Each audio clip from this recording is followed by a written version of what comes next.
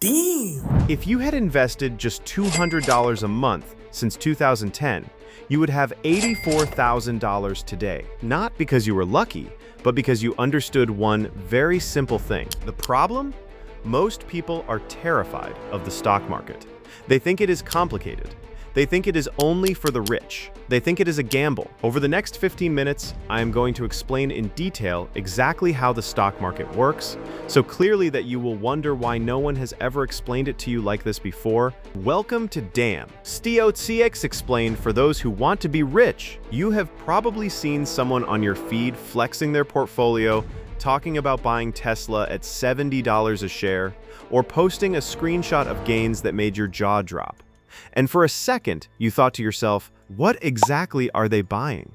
What even is a stock? Well, that question alone is worth more than any finance degree, and by the end of this video, you will know exactly how stocks work, why people invest in them, and what separates the people who build wealth through the market from the ones who lose their shirt in it. Every big company you can name started as someone's idea.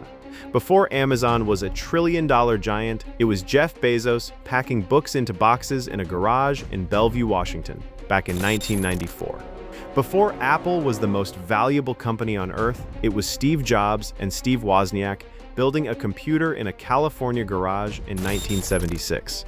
Both of those companies needed money to grow, and money, at some point, runs out. I recently started this channel to break down economics in a simple way. We are still at the very beginning, so every subscriber really matters. If this kind of content helps you understand the world better, consider subscribing. It helps me keep going and make even better videos. Thanks. Let us continue. So what do companies do when they need cash to expand but don't want to borrow from a bank and pay years of interest? They sell pieces of themselves to the public. Those pieces are called stocks, and each single piece is called a share. When you buy a share of a company, you own a tiny fraction of that business. You are a part owner, not a passive observer, not a lender. An actual owner with a legal claim to a slice of everything that company produces, earns, and builds over time. To make this real, let us follow a character. Her name is Maya, and she has spent 3 years perfecting her idea for a premium sneaker store called Fresh Kicks. She has done the math. She needs $100,000 to open the store, buy the initial inventory, and cover 3 months of rent. The problem is, she only has $50,000 saved. She could take a bank loan, but monthly repayments on $50,000 at a 7% interest rate would eat her alive in the first year before the business even finds its footing. So she does something smarter. She divides her business into 10 equal parts, each valued at $10,000, and sells 5 of those parts to people who believe in her vision. Her friend Jordan buys 1 slice for $10,000. He now owns 10% of Fresh Kicks. A year later, the store is doing brilliantly. Foot traffic is up, a local influencer wore a pair of shoes from the store and posted about it, and Fresh Kicks is now valued at $200,000. Jordan's $10,000 investment is now worth $20,000. He doubled his money without opening a single box or dealing with a single customer. That is the basic idea of a stock. You give a company money to grow, and if it grows, your piece of it grows with it. Maya's deal with Jordan was private, but when companies want to sell shares to millions of people, they go public through a process called an IPO, which stands for Initial Public Offering. This is when a company lists its shares on a stock exchange for the first time. The 2 biggest stock exchanges in the world are the New York Stock Exchange, founded in 1792, and the NASDAQ, launched in 1971. When you hear that a company went public, it means their shares are now available for anyone to buy through a brokerage account. Amazon went public on May 15, 1997, at $18 per share. If you had bought $1,000 worth of Amazon stock that day, roughly 55 shares, and held onto it without touching it, by 2021, that investment would have been worth over $2.4 million. That is not a typo. Not every share is identical. When companies issue stock, it generally falls into 2 categories: common stock and preferred stock. Common stock is what most everyday investors buy. You get voting rights in major company decisions, like who sits on the board, and you benefit when the stock price rises. The trade-off is that if the company goes bankrupt, common stockholders are last in line to get paid. Preferred stock works differently. Preferred shareholders do not usually vote, but they get paid dividends before common shareholders do. If the company is liquidated, preferred shareholders get their money back before the common crowd. Less exciting upside, but more protection on the downside. Some companies share a portion of their profits directly with shareholders through regular payments called dividends. Coca-Cola, for example, has paid shareholders a dividend every single quarter since 1893 without missing a single payment. That is over 130 years of consistent income just from owning shares in a company that sells a fizzy drink. Not all companies pay dividends. Young, fast-growing companies like Amazon reinvest every dollar of profit back into the business to grow faster. Older, stable companies with steady cash flow tend to pay out dividends.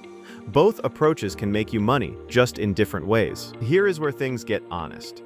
Stock prices do not only go up, they go down too, sometimes catastrophically, and the people who forget that tend to panic at exactly the wrong moment. In 2008, the global financial crisis wiped out roughly 50% of the S&P 500's value between October 2007 and March 2009. People who had been investing for years watched half their savings evaporate on paper. Retirement accounts shrunk. Portfolios that took decades to build looked devastated in 18 months. A concept worth understanding before you put a single dollar in is the price-to-earnings ratio, or PE ratio. It tells you how much investors are paying for every dollar a company earns.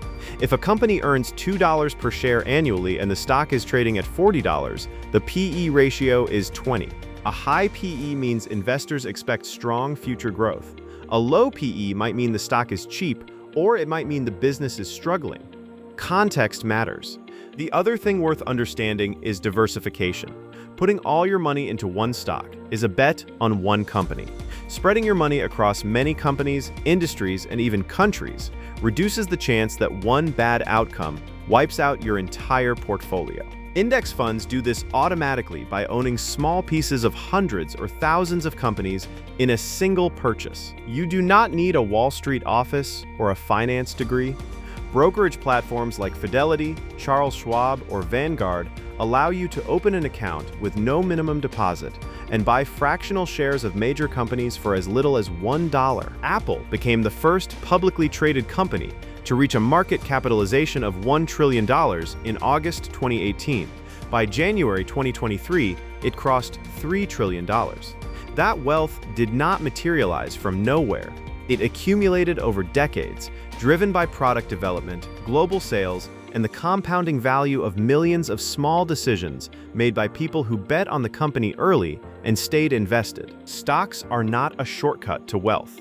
They are a mechanism for participating in the growth of real businesses over time. The people who approach them with patience, a basic grasp of what they own, and a stomach for short-term volatility are the ones who tend to end up with something meaningful. If this was your first introduction to how stocks work, the next step is to look at the companies you already use every day.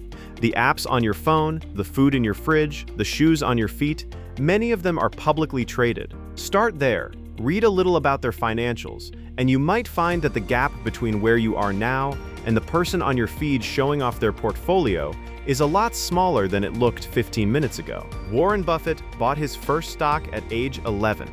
He purchased 3 shares of City Service preferred stock in 1941 at $38 per share. He sold them at $40 and made a small profit. The stock later climbed to over $200 per share.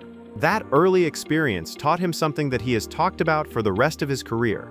Patience is the actual edge in the stock market. The S&P 500, an index that tracks the 500 largest publicly traded companies in the United States, has returned an average of about 10% per year since its creation.